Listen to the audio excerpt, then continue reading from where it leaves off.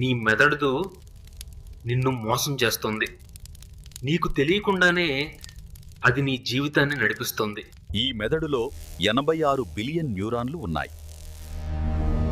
ప్రతి క్షణం అవి మెరుపు వేగంతో పనిచేస్తున్నాయి. నువ్వు ఆలోచిస్తున్న ప్రతి ఆలోచన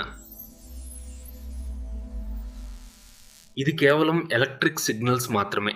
ఆలోచన కేవలం కెమికల్స్. భయం నీ బ్రతుకుదెరువు కోసం వచ్చిన ట్రిక్. సంతోషందా తాత్కాలిక మాయ.